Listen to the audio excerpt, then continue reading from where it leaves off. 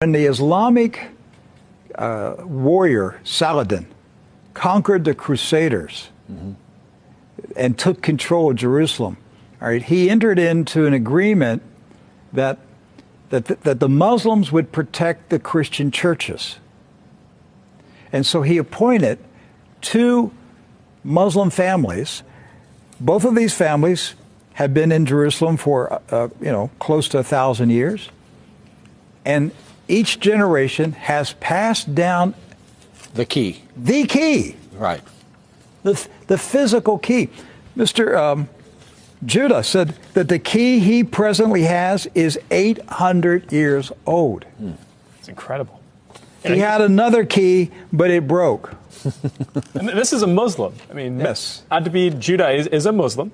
And he said it's a great honor for a Muslim to hold the key to the Church of the Holy Sepulchre, which is the most important church in Christendom.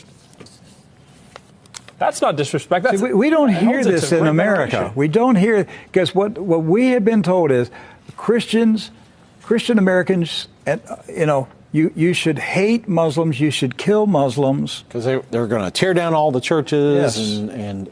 and basically just ransack them and everything else. But here we have two families that for nearly 1,000 years have actually been watching over Christian churches. That's right. So who planted into our minds here in America that we should hate and kill Muslims?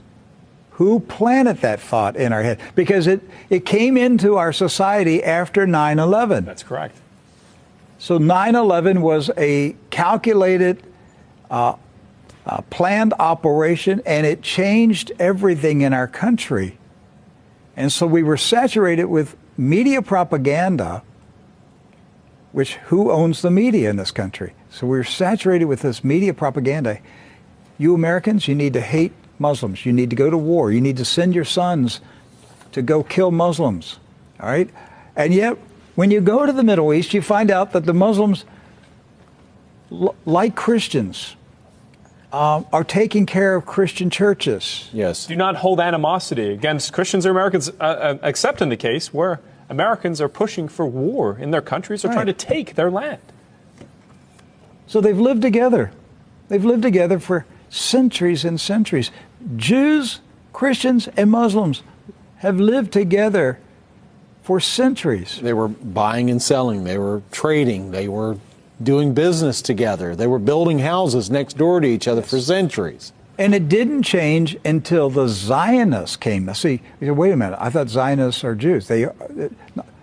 Not all Jews are Zionists. And not all Zionists are Jews. Right. Zionism is a political movement. Yes. Right. It's an ideology. Yes. Not an ethnicity. And so when the Zionists came to Jerusalem and Palestine, basically in the 1920s and 30s and 40s, all right, they came to agitate. They came to infiltrate. They came to seize control. And so they formed paramilitary groups, like Irgun. And that's where Ariel Sharon and Menachem Begin, and these guys were young terrorists.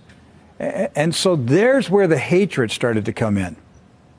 The fighting, the animosity, the bitterness. But it didn't start until the Zionists appeared. Jews, Muslims, and Christians were coexisting. Yes. That's right.